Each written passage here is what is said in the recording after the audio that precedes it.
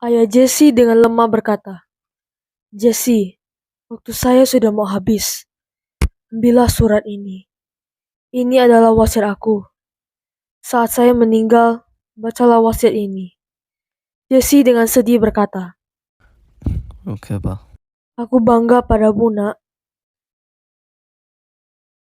2 jam kemudian, kita sudah membantu secara maksimal. Tapi maaf, ayahmu sudah tidak tertolong. Kamu pernah enggak kehilangan seorang yang kamu sayangi? Iya, ibu saya meninggal beberapa tahun yang lalu. Dok atas kehilanganmu. Makasih ya. Kamu juga. Saya duluan ya. Saya masih ada banyak pasien. Oke, Dok. Beberapa jam kemudian, Jesse meninggalkan rumah sakit dengan surat wasiat itu di satu tangan dan kunci mobil di tangan lainnya. Dia membuka pintu mobil, menyalakan dan pergi. Dia melaju ke gerbang. Masukkan tanda terima parkir. Biayanya $10,23.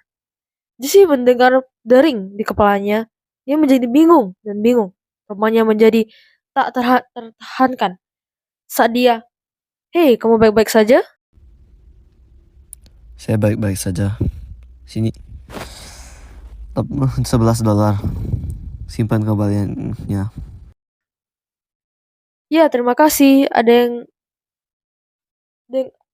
apa dengan tatapanmu 1.000 yard itu? Kamu tak seperti baru saja melihat video kuda." Saya baik-baik saja. Aku baru saja mengalami hari yang buruk. "Semoga sisa harimu baik-baik saja." Jesse keluar dari tempat parkir dan berkendara pulang melewati pusat kota yang ramai, melewati kamp Tanus Wisma dan menyerupai jalur semlip, melewati kawasan industri yang tercemar, sampai ke apartemennya di dekat pantai. Dia sampai di rumah meletakkan kunci mobilnya di gantungan dan meletakkan surat wasiat ayahnya di mejanya.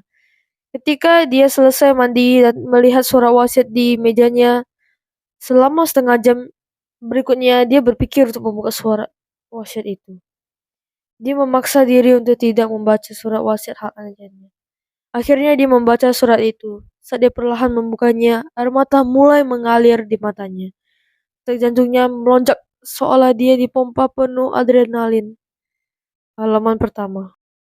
Saya meninggalkan Anda dengan 2 kartu bank saya, masing-masing berisi dari $50.000 dan uang yang saya simpan di rumah sakit Santo Joseph. Saya ingin Anda secara pribadi mengambil uang ini, bukan orang lain. Saya juga meninggalkan Dodge Challenger SRT Hellcat saya dan isi unit penyimpanan 82 ini memberi Anda sekitar $500.000, tidak termasuk uang di rumah sakit. Oh, aku tahu ayahku berkecukupan, tapi aku tak tahu dia sekaya itu. Uang di rumah sakit berjumlah $200.000. Saya ingin Anda mengambilnya dan melakukan sesuatu yang baik dengannya. Setelah Anda menemukan uang itu di rumah sakit, berikan kepada Eric Novorowicz. Dia akan memberikan uangnya untuk tujuan baik. Eric Novorowicz? Bukannya dia teman ayahku? Setelah membaca sebagian surat wasiatnya, dia memutuskan untuk menemui pengacara ayahnya untuk mencari tahu lebih lanjut. Saat dia dalam perjalanan ke kantor pengacara, dia memikir momen yang indah yang dialami bersama ayahnya. Mungkin seharusnya saya tidak memikir bagaimana kepergiannya sekarang, tapi momen indah yang aku mengalami bersamanya. Dia pikir. Dia memarkir mobilnya di suatu tempat di sisi barat kawasan pusat bisnis dan keluar. Part 2. Jesse keluar dari mobilnya dan mengunci pintu. Dia melihat ke gedung itu. Tempat ini. Saya ingat pergi ke sini setiap bulan. Ayah selalu mengunci diri di kantor bersama pengacaranya, Amber Kennedy, jika saya ingat dengan benar. Saat dia masuk pintu, di belakangnya tertutup dan dia pergi ke resepsionis. Halo, Pak. Apa yang bisa saya bantu? Resepsionis itu bertanya dengan sikap profesional. Jesse menjawab. Hai, saya di sini untuk menemui Amber Kennedy. Resepsionis kemudian bertanya kepada Jesse. Siapa nama Anda? Jesse Novak. Jawabnya. Oh, maaf ya atas kehilanganmu. Ya, gak apa-apa. Di lantai 87. Nora Kennedy sudah menunggu Anda. Resepsionis itu kali ini dengan ekspresi gugup di wajahnya, kata Jesse. Saat dia menunggu di lift, Jesse memikirkan resepsionis. Dia berpikir, apakah ayah saya benar-benar populer? Aku tahu dia sudah cukup terkenal, tapi wow, saya tuh tidak tahu seperti itu. pintu lift terbuka dan dia melihat sebuah kantor yang berfungsi ganda sebagai apartemen. Jesse mendengar suara siraman dan melihat Amber membuka pintu, keluar dari toilet dan mematikan lampu di toilet. Oh, hey Jesse, saya harus pergi sekarang. Saya harus menjemput anak saya dari sekolah. Amber berkata sambil tersenyum. Jesse berkata, Oke, bolehkah aku menunggu di sini? Amber lalu berkata, tentu aku akan kembali jam 5. Dan dengan itu Amber memasuki lift, menekan tombol, dan pintu lift tertutup. 15 menit berlalu, Jesse masih duduk di kursinya ketika dia melihat sebuah foto masih dalam bingkai menghadap ke bawah. Dia memasangnya kembali dan melihat gambar itu. Astaga, ini semuanya. Semua teman ayahku. Amber, Eric, Roman, Ian, Carlos. Semuanya ada di sini. Nih, lihat. Itu aku tepat di sebelah ayah. Dia pikir. Dia meletakkan kembali foto itu dan melihat ke meja lagi. Jesse memperhatikan botol oksikotin di atas meja dan mengambil. Wah, oksikotin. Kuat banget. Saya kira itu ada hubungannya dengan bekas luka di atas ayahnya. Dia meletakkan kembali botol itu dan memeriksa jam. 4.35. Dia sudah pergi selama 15 menit. Dia mungkin sedang OTW kembali ke sini. Jesse menunggu 5 menit lagi. Dia mendengar bunyi ding datang dari lokasi lift umum. Amber keluar dari lift dan duduk di kursinya. Maaf membuatmu menunggu. Saya harus menjemput anak. Saya dari sekolah. Jadi apakah kamu di sini untuk mengambil warisanmu? Ya. Ucap Jesse dengan nada sedikit sedih. Baiklah kalau begitu, ayo jalan-jalan sebentar. Kemana? Jesse bertanya. Amber menjawab, untuk warisanmu bodoh. Oke, ya ampun. Amber mengambil tasnya dan memasuki lift bersama Jesse. Mereka keluar dari gedung dan masuk ke mobil Amber. Oh, hybrid. Ya, bagaimana kamu bisa tahu? Sangat mulus dan senyap. Ya, mobil hybrid cenderung seperti itu. Kau tahu ayahmu mencoba mengubah mobil Hellcat itu menjadi EV. Tidak bekerja dengan baik, tetapi entah bagaimana sekarang bekerja lebih baik. Wah, benarkah? Aku tahu dia orangnya eco-friendly, tapi kayak gitu. Ya, dia oke lah dengan mobil hybrid. Ayahmu adalah pria yang eksentrik. Dia melihatnya keluar dari mobil.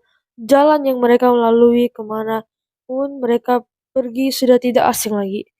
Jesse berkata, Jadi, kemana kita akan pergi? Bank Commonwealth. Kuncinya ada di brankas bank. Commonwealth? Aku sudah lama tidak ke sana. Ayahmu menyiapkan rekening tabungan untuk di sana tahu. Beneran? Kurasa dia tidak pernah memberitahuku. Dengan serius, dia tidak pernah menyebutkannya kepadamu. Tidak. Beberapa menit berlalu.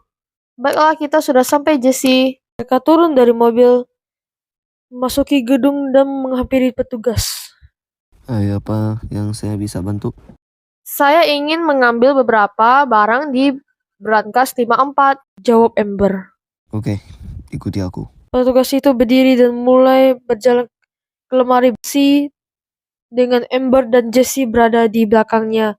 Petugas membuka lemari besi dan Amber serta Jesse memasuki lemari besi. Aku akan meninggalkan kalian berdua di sini.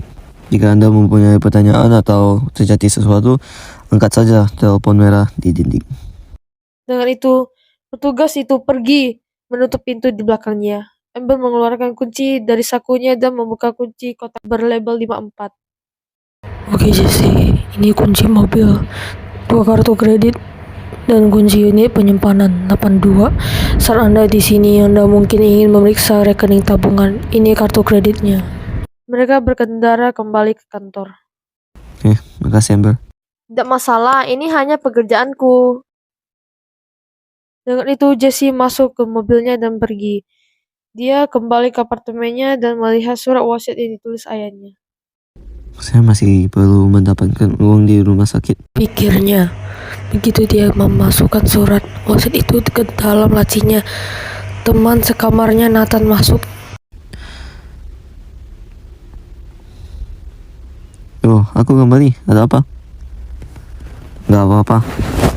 Woi, serius woi. Apa yang terjadi? Aku meninggal hari ini. Benarkah? Ya maaf atas kehilanganmu, kawan. Makasih woi. Apa yang kamu baca nak? Itu wasiat ayahku. Saya mendapatkan sebagian besar barangnya, tetapi saya masih perlu mengambil beberapa barang besok. Oke. Besok saya ada banyak waktu luang, jadi saya bisa ikut. Baiklah, aku rasa kamu bisa menemaniku besok. Bagian 3. 20 April 1335. Jesse memarkir mobilnya di luar rumah sakit. Sini. Tanya Nathan. Ya. Jesse dan Nathan keluar dari mobil dan berjalan ke pintu. Tempat ini kelihatannya ditinggalkan, Jesse. Apakah kamu yakin ini tempatnya yang tepat? Ya. Uang itu ada di kantor lama ayahku. Letaknya tidak jauh dari pintu masuk. Apakah kamu serius tentang ini? Ya. Petualangan 20 menit, masuk dan keluar. Baiklah kalau begitu, buka pintunya. Saat Jesse membuka pintu rumah sakit, sekelompok gelandangan berlari keluar dari rumah sakit. Ya ampun, Nathan. Kamu tidak apa-apa? Ya, aku baik-baik saja. Tapi aku masih shock. Ya, kamu tidak melihat penyerbuan bata setiap hari kan? Ya sih, benar. Mereka memasuki gedung tua itu dan melihat sekeliling.